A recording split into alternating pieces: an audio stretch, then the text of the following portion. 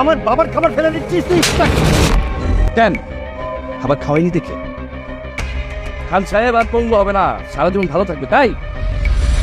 এই তোর এত বড় সাহস, তুই চাকর আর মালিকের গায়ে হাত তুলছিস? চল খবরদার, মুখ সামলায় কথা বল। কে চাকর? কে চাকর? আমি এই বাড়ির চাকর না। রফিক, রফিক, আমি বল ধরতে পারছি, আমি বল ধরতে পারছি। সাহেব আপনার হাত দিকে ভালো হয়ে গেছে। কি ব্যাপার আব্বা, কেমন আছেন? শিশির, তুমি বৌমা, তোমরা কেমন আছো? হ্যাঁ আছি ভালো, কাজের এত চাপ, এত ব্যস্ততা, সময় করতে পারি না। এটা কে?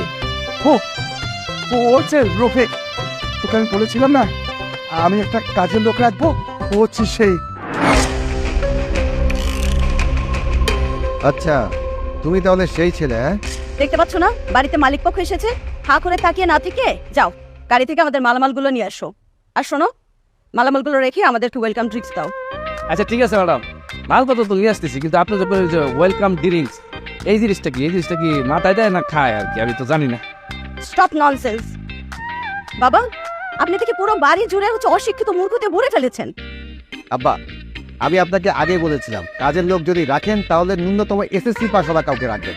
আপনি তো সেই গেও ভূতি একটা এনে রেখেছেন। আরে না না বৌমা, ও খুবই ভালো ছেলে। হ্যাঁ, এই দাঁড়িয়ে আছিস কেন? যা গাড়ি থেকে মালপত্রগুলো নিয়ে আয়, আর আসার পর সাহেব আর মেম সাহেবের জন্য ভালো করে শরবত বানাবি, ঠিক আছে? ও শরবত খাইবো, এটা তো আগে গেলি তো। শরবত তো আমি বানাইতে পারি, আমি তো খুব ভালো শরবত বানাই। এই বেয়াদবি করছো নাকি? সি সি সি ম্যাডাম, আপনারা কি কইতেছেন? বেয়াদবি তো দূরের কথা, বেয়াদবি আমি কোনো দেখিও নাই শুনিও নাই।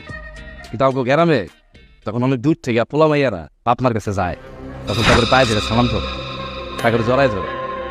কিন্তু থাকা আমি মালপত্রগুলো নিয়ে আসছিস। এটা দেখছি খুব ঝামেলো। আব্বা তুমি ঠিক আছো তো?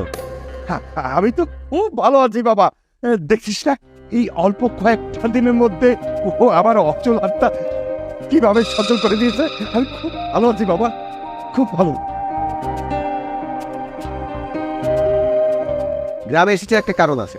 আমি গ্রামের মধ্যে একটা রড ফ্যাক্টরি করব, ওটার জন্য জায়গা খুঁজে আমি আমার পার্টনারদেরকে দাওয়াত দিই।